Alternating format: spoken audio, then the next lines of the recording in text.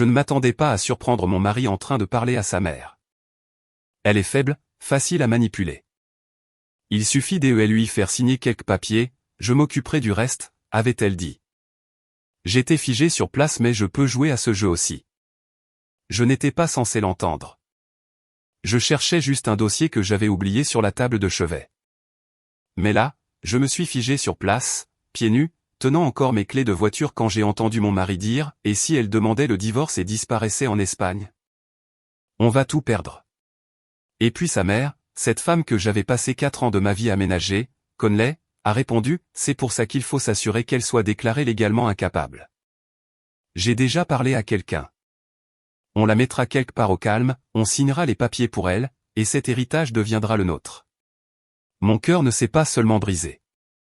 Il s'est effondré silencieusement, complètement. Mais je n'ai pas pleuré. Pas encore. J'ai glissé hors de l'appartement comme un fantôme, entendant encore leur voix résonner derrière moi. Mais je suppose que cette histoire ne commence pas par la trahison. Pas vraiment. Pour comprendre pourquoi je suis resté là, figé, sans crier ni entrer en trombe, il faut savoir d'où je viens. Il faut savoir ce que c'est que de grandir en croyant qu'on est jetable. Quand j'avais 8 ans, ma mère est partie. Sans explication. Un jour, elle m'a embrassé sur la joue et m'a dit qu'elle avait des courses à faire. Elle n'est jamais revenue. Après ça, tout s'est effondré. Mon père buvait. Pas juste occasionnellement. Il s'y noyait comme si c'était une seconde maison. Il restait dans le noir à se murmurer des choses amères, puis les hurlait à moi ou à ma grand-mère quand il était assez en colère. C'était toujours notre faute. Toujours. Ma grand-mère, douce et silencieuse, essayait de maintenir le cap. Elle me caressait les cheveux et disait « Ce n'est pas ta faute, Nathalie. Tu es une bonne fille. Ta mère, ton père, ce sont eux les brisés. » Mais même sa voix ne pouvait pas étouffer les bruits, les accusations, les longues semaines où mon père disparaissait pour faire ripaille et revenait avec des bleus et une culpabilité qui se transformait en rage. Quand j'ai eu 12 ans, il a bu jusqu'à finir dans un lit d'hôpital et n'en est jamais sorti. Donc, il n'y avait plus que moi et mamie. Et d'une certaine manière, c'était mieux. J'ai renoncé à beaucoup de choses pour rester avec elle. L'université était censée être en ville, mais nous vivions dans un tout petit village au nord, et le trajet était impossible. Elle ne pouvait pas rester seule, pas à son âge. Alors, j'ai travaillé. J'ai distribué le courrier. J'ai préparé le thé. Je m'asseyais avec elle le soir et regardais de vieux films des années 50 pendant qu'elle s'endormait dans son fauteuil. Ce n'était pas glamour, mais c'était un foyer. Puis, elle est partie tranquillement. Sans prévenir. J'avais 20 ans et, une fois de plus, complètement seul. J'ai tout mis dans 2 valises et j'ai déménagé à Lansigne. J'ai intégré un programme de tourisme, mon rêve d'enfant. Pas parce que j'avais voyagé. Je n'avais même pas quitté l'État, mais je voulais savoir à quoi ressemblait le reste du monde. Je voulais croire qu'il m'attendait là-bas. J'ai obtenu mon diplôme avec mention et j'ai trouvé un emploi dans une petite agence de voyage, réservant principalement des voyages en Floride, au Mexique, et quelques brochures poussiéreuses pour la Grèce ou l'Espagne que personne ne choisissait jamais. Mais un été, mon manager m'a offert un voyage bonus surprise en Floride, juste quelques jours en dehors de la haute saison pour découvrir le produit. C'est là que j'ai rencontré David. Il séjournait dans le même hôtel. Confiant, sourire chaleureux, yeux bleus perçants, un rire qui donnait l'impression que vous étiez la seule personne dans la pièce. Nous avons dîné une fois, puis 2. Nous sommes restés éveillés trop tard, avons partagé trop de choses, et nous nous sommes promis de rester en contact à notre retour. Nous ne sommes pas seulement restés en contact. 3 mois plus tard, j'étais Madame Carter. Et c'était la dernière fois que je me sentais appartenir à quelqu'un. Jusqu'au jour où je me suis trouvé devant la porte de ma chambre, écoutant mon mari et sa mère comploter pour m'effacer. David. Et je n'ai pas perdu de temps. Nous nous sommes mariés dans une petite mairie en dehors de Lansigne avec quelques amis, sans fioriture, sans famille. Je n'avais personne à inviter. Et sa mère. Eh bien, elle s'est présentée en tailleur beige et n'a pas souri une seule fois. À l'époque, j'ai mis ça sur le compte du trac. Ou peut-être du chagrin. Son père était décédé des années auparavant, et j'ai supposé qu'elle portait encore ce poids. Mais je me trompais. Ce regard sur son visage n'était pas du chagrin. C'était de l'approbation. Et je n'avais même rien eu à faire pour l'obtenir. Il suffisait d'exister, d'aimer son fils pour l'offenser. Après le mariage, j'ai emménagé dans l'appartement de David, ou plutôt, j'ai emménagé dans leur maison. Marjorie avait sa propre chambre au bout du couloir, décorée de fleurs et de vieilles poupées de porcelaine qui vous regardaient quand vous passiez. L'endroit sentait la lavande et le pledge à la citronnelle. Et je me répétais que c'était juste temporaire, que nous trouverions notre propre endroit une fois les choses réglées. Mais le temporaire s'est transformé en mois, puis en années. Elle ne criait pas, elle n'insultait pas, mais elle avait une façon de parler avec le silence qui blessait plus profondément que n'importe quelle insulte. Si je préparais le dîner, elle picorait avec une fourchette comme si cela l'offensait. Si je nettoyais le salon, elle soupirait et le refaisait 10 minutes plus tard. Si j'achetais de nouveaux draps pour notre lit, elle demandait s'ils étaient en promotion dans une friperie. Le pire, c'est que David ne le voyait pas. Il n'arrêtait pas de dire, elle a juste besoin de temps ou c'est juste comme ça ou elle ne pense rien de mal. Mais je savais mieux. Les femmes comme Marjorie n'ont pas besoin de hausser la voix. Elles règnent en vous faisant vous sentir petite. J'ai tellement essayé au début. Je lui achetais des cadeaux, je me souvenais de ses anniversaires, je lui préparais son thé comme elle l'aimait, noir avec du citron, sans sucre. J'ai même annulé un voyage une fois parce qu'elle avait la grippe et avait dit qu'elle ne supportait pas d'être seule. Et pourquoi? Un soir, je l'ai entendu dire à David, il y avait des filles convenables dans ton cercle, éduquées avec des familles. Il fallait que tu ramènes cette épave. Une épave? Ce mot est resté avec moi. J'ai demandé gentiment à David une fois si nous pouvions envisager de prendre notre propre logement. Rien d'extraordinaire, juste un petit appartement où nous pourrions construire quelque chose qui nous appartienne. Il a hésité puis a dit, j'en ai parlé une fois à maman. Elle s'est tellement énervée qu'elle a eu des douleurs à la poitrine. Je ne peux pas risquer ça à nouveau. Donc, c'était ça. Notre mariage avait une troisième roue et elle pilotait toute la voiture. Je me suis dit que ce n'était pas grave, que je l'aimais assez pour attendre, que peut-être un jour il se lèverait pour moi comme j'en avais besoin. Mais au fond, je savais mieux. Chaque fois que je le regardais, mon David, l'homme qui me tenait autrefois le visage dans ses mains et disait que j'étais son monde entier, je voyais quelqu'un qui rétrécissait. Quelqu'un qui aimait le confort plus que la confrontation. Quelqu'un qui choisirait toujours la paix plutôt que la vérité. Même si cela signifiait me sacrifier, je suis resté car je ne savais où aller. Parce que l'amour vous fait tenir bien après qu'il soit sûr. Parce que j'avais survécu à pire. Et une belle-mère froide semblait un petit prix pour la stabilité. Jusqu'à l'appel téléphonique, jusqu'au testament, jusqu'à ce que tout change. Jusqu'au moment où j'ai appris que quelqu'un qui m'avait abandonné m'avait aussi laissé une porte de sortie. C'était un mardi après-midi quand mon téléphone a sonné. Je me tenais près de la fenêtre de la cuisine, arrosant la petite plante de basilic que je gardais dans une tasse ébréchée. Marjorie faisait la sieste. David était encore au travail. L'appartement était si calme. J'entendais le tic-tac de la vieille horloge murale entre chaque sonnerie. Allô. Bon après-midi. Puis-je parler à Nathalie Carter, a dit la voix, formelle, nette, inconnue. C'est moi. Mon nom est Greg Franklin. Je suis un avocat spécialisé en succession chez Franklin et Lansing. Je vous appelle concernant une affaire d'héritage. Pendant une seconde, j'ai cru que c'était une arnaque. Héritage, j'ai répété. Il doit y avoir une erreur. Je n'ai pas de famille. C'est pourquoi nous préférerions parler en personne, a-t-il dit. Êtes-vous disponible pour venir au bureau cette semaine? Nous pourrons tout expliquer alors. J'ai hésité. Pouvez-vous au moins me dire de qui il s'agit?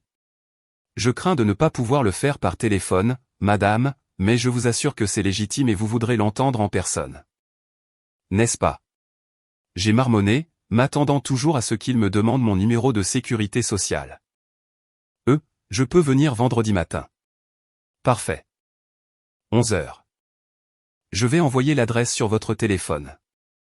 Merci, Madame Carter. Il a raccroché avant que je puisse demander autre chose. Je suis resté là, tenant le téléphone, le cœur battant. Héritage de qui? Mamie était partie depuis longtemps. Papa aussi.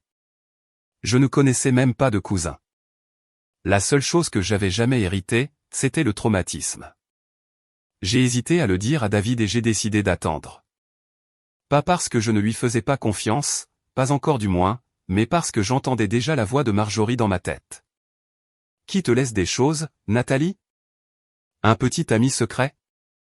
Tu as feint la mort de ta mère pour avoir la sympathie?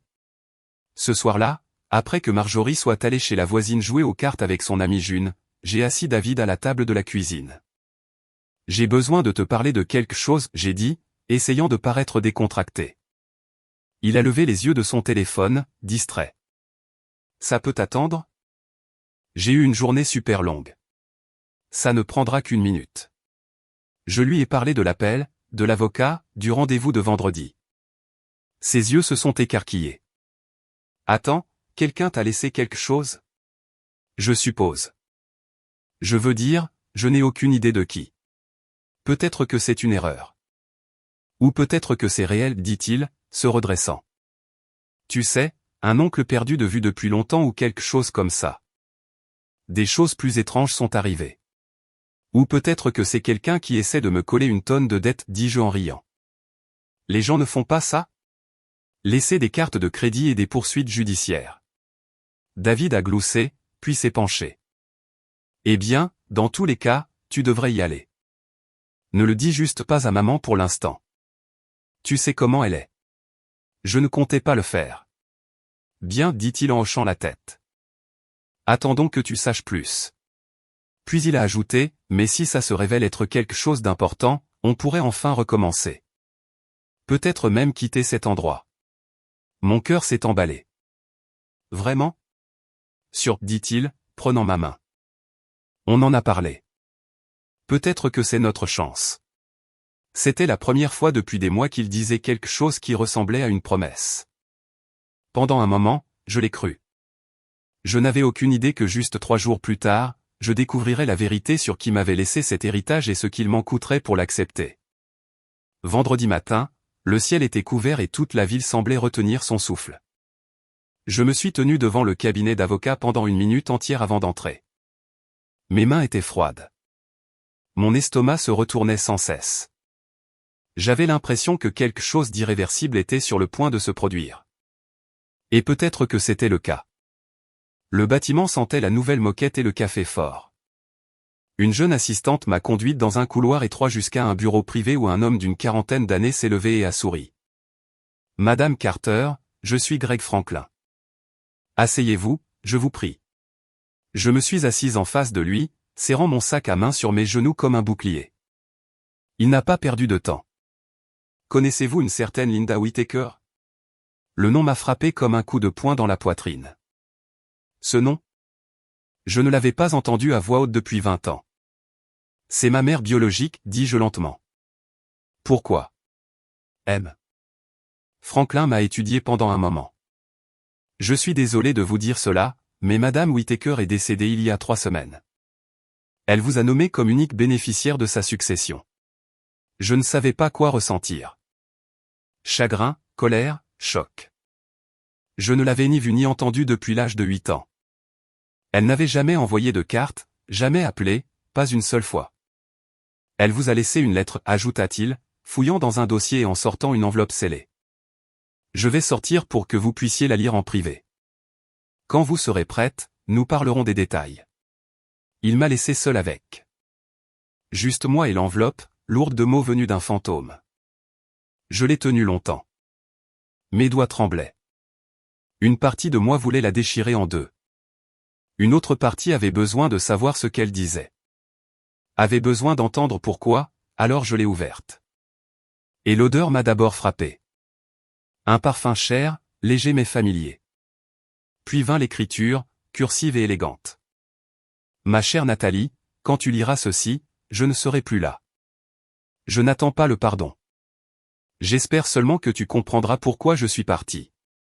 J'ai dégluti difficilement. J'étais jeune, idiote. Ton père se noyait et il me tirait vers le bas avec lui. L'alcool, la colère, c'est devenu trop. Je ne suis pas parti à cause de toi. Je suis parti parce que j'avais peur. peur de devenir une femme qui criait sur son enfant comme il nous criait dessus. Je ne t'ai pas emmené parce que je n'avais nulle part où aller. Et puis, les choses ont empiré. J'ai fait confiance au mauvais homme. Je me suis retrouvé à l'étranger, travaillant dans des endroits où aucune femme ne devrait jamais travailler. Mais j'ai survécu et un jour j'ai eu la chance de rencontrer quelqu'un qui m'a vu pour plus que mon passé. Il m'a épousé. Il m'a donné un nouveau nom, une nouvelle vie. Il est décédé il y a 2 ans. Et maintenant, je suis de nouveau seul, mais avec quelque chose à te donner. J'ai bâti un petit empire. Des hôtels en Espagne, au Portugal et en Floride. Je t'ai tout laissé. Pas parce que je pense que cela compensera ce que j'ai fait, mais parce que tu mérites quelque chose de bien, quelque chose de stable, quelque chose qui t'appartient. Je pleurais maintenant, silencieusement, trempant le papier de culpabilité et de rage et de quelque chose d'autre, quelque chose dont je n'avais pas de nom. J'ai gardé ta photo avec moi toutes ces années. Même quand je n'avais rien, je te gardais près de moi. Tu m'as donné la force de survivre à des choses que je ne pourrais jamais décrire. Je suis désolé. Je suis tellement désolé, mais plus que tout, je t'aime toujours. Maman. Je suis resté là longtemps, fixant son nom. Elle s'était appelée maman. Pas Linda, pas Madame Whittaker, juste maman. Quand M. Franklin est revenu, il n'a pas parlé. Il a simplement posé un verre d'eau devant moi et a attendu. Est-ce réel, ai-je murmuré. Tout. Il a hoché la tête. Les propriétés, les comptes, la lettre. Oui, vous êtes désormais le propriétaire légal de l'une des chaînes hôtelières boutiques les plus précieuses d'Europe. J'ai ri. Pas parce que c'était drôle, mais parce que c'était absurde. Je travaille dans une agence de voyage qui vend à peine des forfaits pour Disney World, dis-je. Il a souri doucement. Plus maintenant. Et voilà, tout ce que je pensais savoir sur moi-même, sur ma mère, sur ma vie a basculé. La chose étrange avec les moments qui changent une vie, c'est qu'ils arrivent rarement sans avertissement. Parfois, ils arrivent déguisés en course ou en accident. Le mien est arrivé déguisé en dossier oublié. J'avais l'intention d'aller directement au bureau après le rendez-vous chez l'avocat, mais à mi-chemin, j'ai réalisé que j'avais laissé un document important sur la table de chevet. J'ai hésité à savoir si ça valait le coup de revenir. J'aurais aimé ne pas l'avoir fait. La voiture de David n'était pas dans l'allée quand je suis arrivé. Cela aurait dû être un soulagement. Je voulais du temps pour respirer, pour digérer. Mais quand j'ai monté les escaliers et atteint la porte de l'appartement, j'ai entendu des voix. Des voix familières. Je me suis arrêté. La porte d'entrée était juste assez entr'ouverte pour que le son s'en échappe. Maman, on ne peut pas faire ça. C'est de la folie, disait David. Sa voix était basse, tendue. La voix de Marjorie a suivi, froide et indifférente. Pourquoi pas? Quoi? Tu préfères la laisser s'enfuir avec des millions pendant qu'on reste ici dans ce petit appartement à manger des restes. C'est notre chance. Il y eut une pause. Puis David marmonna, c'est ma femme. Non, c'est ton obstacle. Tu crois qu'elle va continuer à partager une fois qu'elle réalisera qu'elle n'a pas besoin de nous? S'il te plaît, elle prendra l'argent et disparaîtra en Europe, et tu resteras ici sans rien. L'argent, je m'en fiche, dit-il. Mais il n'y avait aucune conviction. Alors soucie-toi de ton avenir, lança Marjorie. Tu crois qu'elle restera par loyauté? Elle est déjà différente. Je l'ai vue dans son regard quand elle est rentrée ce matin. Cette fille est en train de glisser. J'aurais dû entrer à ce moment-là. Claquer la porte, exiger des réponses, mais je n'ai pas bougé. Je ne pouvais pas. D'ailleurs, continua Marjorie, sa voix baissant vers un calme glaçant. J'ai un plan. Quel genre de plan? Demanda David avec lassitude. On la déclare mentalement inapte. Il y a des médicaments, des gens que je connais. Quelques semaines avec le bon comportement et on peut la faire interner. Juste assez longtemps pour que tu obtiennes la procuration. Le silence de David était assourdissant. Finalement, il murmura, tu y as vraiment beaucoup réfléchi. J'en ai marre de me serrer la ceinture, David, siffla-t-elle. J'ai passé toute ma vie à regarder les autres obtenir ce que je méritais. Pour une fois, je veux le confort. Je veux le luxe, et c'est notre seule chance de l'avoir. Il y eut une autre pause, puis, ok, dit-il calmement. Mais assure-toi juste qu'elle ne se blesse pas. Je crois que quelque chose s'est brisé en moi à ce moment-là. Pas un craquement spectaculaire, plutôt la fissure finale et lente d'une vitre cédant après une tempête. Je me suis reculé de la porte, pas à pas, sans respirer, sans réfléchir jusqu'à ce que je sois dehors. Je n'ai pas pleuré, pas encore. J'ai juste marché jusqu'à ma voiture comme une somnambule, me suis assise au volant et ai regardé le tableau de bord pendant ce qui a semblé être une heure. Tout me faisait mal. Mais plus que ça, je me sentais stupide. J'avais épousé cet homme, défendu son silence, pris soin de sa mère comme si elle était la mienne. J'avais sacrifié mes limites, mon confort, mes rêves pourquoi? Pour qu'il me drogue et me prenne tout? Pour qu'il m'efface? Finalement, j'ai démarré le moteur et j'ai conduit, pas au bureau, pas à la maison. Je ne savais pas où j'allais, seulement que ça devait être quelque part où il n'était pas. Je me suis arrêté dans un parc et j'ai composé le numéro de la seule personne qui avait du sens à ce moment-là. Sam, j'ai dit, essayant de stabiliser ma voix. Nathalie, qu'est-ce qui ne va pas? Je ne peux pas rentrer à la maison. Puis-je rester avec toi ce soir? Bien sûr, dit-elle sans hésitation. Viens dès maintenant. Alors que je conduisais vers sa maison, quelque chose en moi a commencé à changer. Pas de la rage, pas de la panique, juste de la clarté. J'avais passé tant d'années à essayer d'être quelqu'un qu'il pouvait accepter, quelqu'un qu'il pourrait aimer, mais il ne le ferait jamais. Pas parce que je n'étais pas assez, mais parce qu'il ne voulait pas m'aimer. J'étais juste un moyen d'arriver à une fin. Et maintenant, j'avais fini d'être utile. Je ne rentrais pas. Sam a ouvert la porte avant même que je ne frappe. Elle n'a pas posé de questions, s'est juste enroulée autour de moi et a dit, « Tu es en sécurité ici. » Sa maison sentait la cannelle et la lessive. Familier, chaud, calme. Je n'ai pas réalisé à quel point j'avais retenu mon souffle jusqu'à ce que j'expire enfin dans son salon. Accroupi sur son canapé avec une couverture et une tasse de thé que je ne pouvais pas vraiment boire. Nous n'en avons pas parlé ce soir-là. Au lieu de cela, elle a préparé des spaghettis, a mis une vieille sitcom, et s'est assise à côté de moi comme si c'était juste un autre vendredi paresseux. Et peut-être que c'est ce dont j'avais besoin. Pas de la sympathie, mais de l'espace pour arrêter de me désintégrer. Le lendemain matin, je lui ai tout raconté sur le testament, l'héritage, la lettre de ma mère, et puis la conversation que je n'étais pas censé entendre. Quand j'ai eu fini, Sam est resté immobile un long moment, puis a finalement dit, « Ce sont des monstres. » J'ai souri, mais ça n'atteignait pas mes yeux. Elle m'a toujours détesté. Je n'aurais juste jamais cru qu'elle irait si loin. La voix de Sam s'est adoucie. Tu dois disparaître pendant un moment. Pas seulement de tout. J'ai hoché la tête. Je pensais la même chose. Mais je ne sais même pas où aller. Je n'ai pas de famille, nulle part où me rattraper. Tu m'as, dit-elle, et je connais quelqu'un d'autre qui aiderait. C'est laquelle a mentionné Jim Walker. Je n'avais pas entendu ce nom depuis plus de 10 ans. Nous avions grandi dans le même village. Jim était le garçon qui partageait ses collations avec moi pendant la récréation et me raccompagnait quand mon père était trop ivre pour se souvenir que j'existais. Nous avions perdu contact après le lycée, mais je me souvenais de son rire et de la façon dont il me faisait toujours sentir que je n'étais pas invisible. Je pense qu'il est toujours en ville, dit Sam. Il dirige une sorte d'entreprise de sécurité privée maintenant. Je ne peux pas lui demander de l'aide. Pourquoi pas? Il laisserait tout tomber pour t'aider. J'en suis sûr. Je ne l'ai cru qu'en passant l'appel.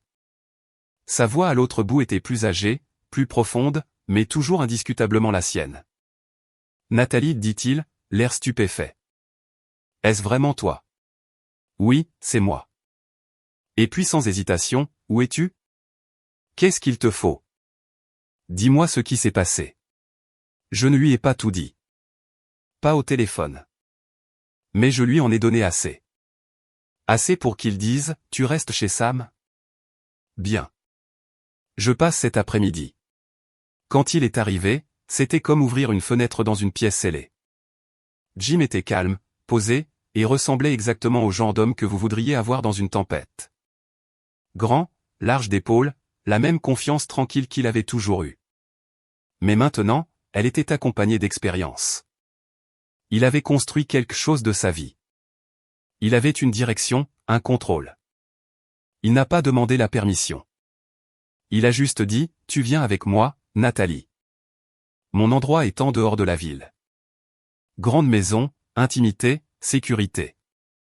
J'ai des gens de confiance. Tu seras en sécurité. J'aurais dû hésiter. J'aurais dû dire que j'avais besoin de temps, mais je ne l'ai pas fait car quand quelqu'un tend enfin la main sans demander pourquoi tu te noies. Tu l'acceptes. J'ai emballé ce peu que j'avais.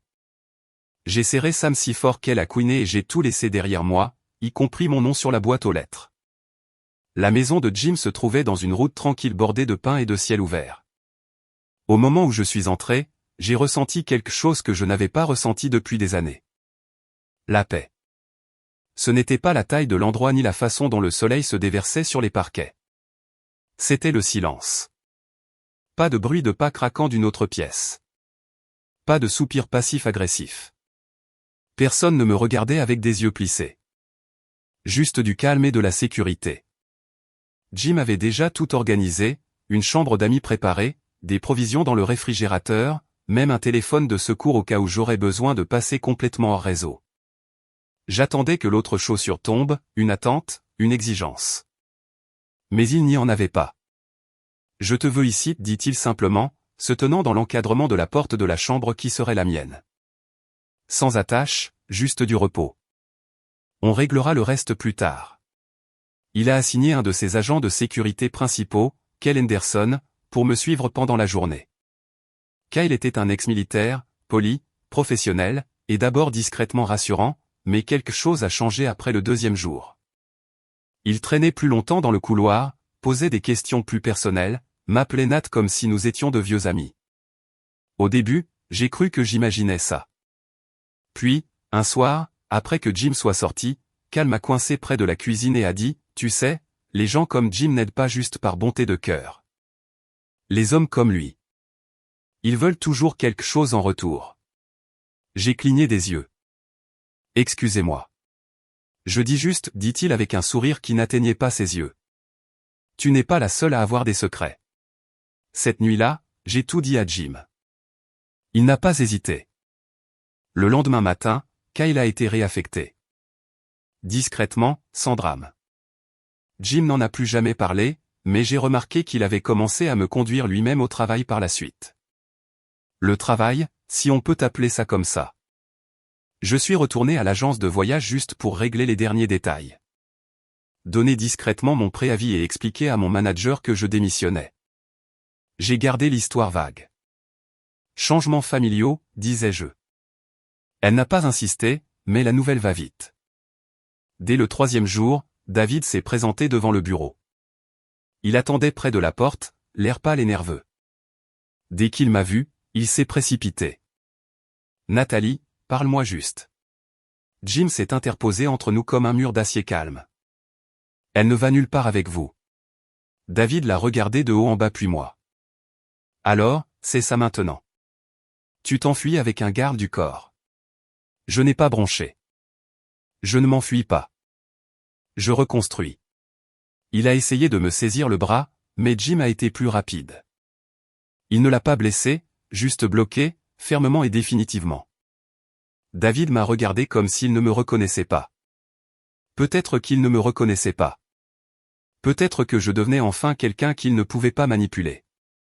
Plus tard ce soir-là, assise sur la balancelle du Porsche à la maison de Jim, j'ai demandé, pourquoi fais-tu tout ça pour moi? Jim a regardé les arbres. Parce que tu comptes, et personne ne devrait se sentir traqué dans sa propre vie. J'ai regardé le ciel passer de l'or au bleu et j'ai murmuré, j'aimerais avoir connu quelqu'un comme toi à l'époque. Il s'est tourné vers moi, tu l'as fait. Tu avais juste oublié. Mais maintenant, je me souvenais, et j'avais fini d'oublier qui j'étais vraiment. Les jours sont passés tranquillement à la maison de Jim. Il n'y avait pas de dispute, pas de tension, personne qui se tenait derrière les portes, murmurant comment me contrôler. Juste des matins simples, du café sur le porche, et le bruit du vent dans les arbres. Il n'a pas fallu longtemps avant que je recommence à dormir toute la nuit. Parfois, la guérison ne s'annonce pas avec des trompettes. Elle arrive lentement, comme le souffle qui revient à vos poumons après avoir été trop longtemps sous l'eau. J'aidais à la maison, je faisais le ménage, je cuisinais, je répondais à quelques courriels concernant mon héritage avec un avocat d'Espagne. Jim me laissait de l'espace, mais il ne se sentait jamais loin. Il ne rôdait pas. Il n'insistait pas. Mais chaque fois que je levais les yeux par-dessus mon épaule, il était là, calme, patient, attendant comme s'il avait tout le temps du monde. Un samedi matin, il m'a demandé d'aller faire un tour en voiture. Où, ai-je demandé, enfilant déjà ma veste. Tu verras. Il n'a pas dit un mot pendant tout le trajet. Nous avons pris des routes sinueuses, passé des champs de maïs et des granges endormies jusqu'à atteindre un chemin étroit qui menait à un jardin isolé. Là, niché entre deux vieux chênes, se trouvait une petite table en fer forgé. Dessus, un bouquet de fleurs sauvages, une bouteille de champagne, et 2 flûtes en cristal. Je me suis arrêté de marcher. Il s'est tourné vers moi, les yeux doux. Cette terre appartenait autrefois à une famille nommée les Whitfield. L'homme qui la possédait a demandé sa femme ici il y a près de 60 ans. J'ai dégluti. C'est magnifique. Ça me rappelait toi. Il a fouillé dans la poche de son manteau et en a sorti une petite boîte en velours. Quand il l'a ouverte, mon cœur a fait un bond. À l'intérieur se trouvait une bague. La bague? Celle que j'avais un jour montrée dans un magazine quand nous étions enfants, plaisantant en disant que si quelqu'un me demandait en mariage. C'était celle à laquelle je dirais oui. Tu t'en souviens? Je n'ai jamais oublié. Il a dit, je t'aimais même à l'époque, mais j'avais trop peur de te le dire. Des larmes me sont montées aux yeux avant que je puisse les arrêter. Je pensais que tu ne me voyais que comme ton amie bizarre et petite, ai-je murmuré. Jim a ri doucement. Tu n'as jamais été petite. Tu étais la personne la plus forte que je connaissais. Il a pris une inspiration, puis s'est agenouillé. Nathalie Carter, veux-tu rester ici avec moi? Pas parce que tu en as besoin, pas parce que tu fuis, mais parce que tu le veux. Je n'ai même pas regardé la bague à nouveau. Je l'ai regardée, l'homme qui ne m'a jamais fait sentir que je devais prouver que j'étais digne d'être aimé. Et j'ai dit oui. Il s'est levé, m'a passé la bague au doigt et m'a serré dans ses bras. Nous sommes restés ainsi, le vent bruissant dans les arbres, le monde enfin calme. Ce soir-là, nous nous sommes assis sur le porche arrière avec des couvertures autour de nos épaules, et avons parlé de l'avenir.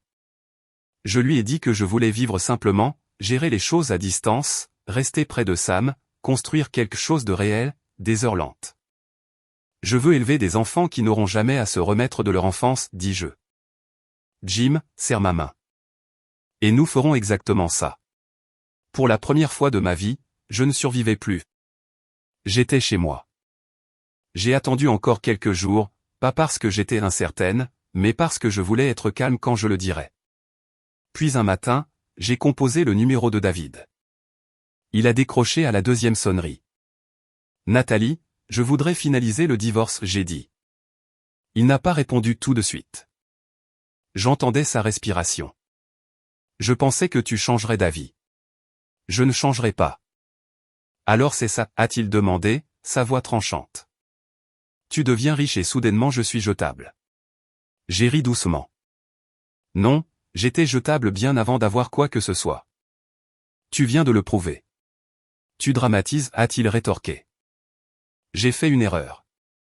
D'accord, je n'ai rien fait de concret contre toi. Tu n'as pas eu à le faire, dis-je. Laisser quelqu'un planifier ma destruction est suffisant. Il y eut un silence. Puis il a dit quelque chose que je devais m'attendre à entendre, mais qui m'a quand même fait hérisser les poils. Et si quelque chose t'arrive en Espagne? Un accident d'avion ou quelque chose comme ça? As-tu même un testament? J'ai fermé les yeux. En fait, j'en ai un maintenant. Et si quelque chose m'arrive, tout va à des œuvres de charité. Alors non, David, tu n'auras pas une miette. Tu fais vraiment ça, a-t-il marmonné. Oui, demain. Palais de justice locale, midi. J'ai raccroché avant qu'il ne puisse dire quoi que ce soit d'autre. Le lendemain, il est arrivé, morose, amer, mais à l'heure. Les papiers ont pris 20 minutes. Je n'ai pas pleuré. Je ne l'ai même regardé qu'à la toute fin. Je t'aimais, tu sais, dit-il. Je sais, ai-je répondu. Et peut-être que je t'aimais aussi autrefois. Mais cette version de moi est partie. J'ai franchi la porte du palais de justice et suis entré dans la lumière du soleil. Jim m'attendait dans la voiture. Quand j'ai ouvert la porte, il n'a pas demandé ce qui s'était passé. Il m'a juste regardé et a souri. Prête? Je n'ai jamais été aussi prête. Plus tard dans la semaine, je suis retourné une dernière fois à l'appartement pour récupérer les quelques affaires que je voulais encore. Marjorie n'était pas là. Le silence était étouffant mais propre, comme une pièce aérée après des années d'être restée scellée. Je n'ai pas pris grand-chose. Une boîte de lettres de mamie, une photo délavée de moi enfant. Rien d'autre ne m'appartenait plus. De retour chez Jim, je me suis assise sur le porche et ai regardé le soleil plonger derrière les arbres.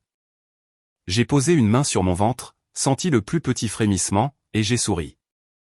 Cet enfant ne se sentirait jamais abandonné, ne serait jamais obligé de supplier pour de l'amour. Il grandirait en connaissant la différence entre la loyauté et le contrôle, entre la famille et la possession. Je promets, ai-je murmuré, tu ne te demanderas jamais si tu es suffisant. Parce que je l'ai déjà fait pour nous deux.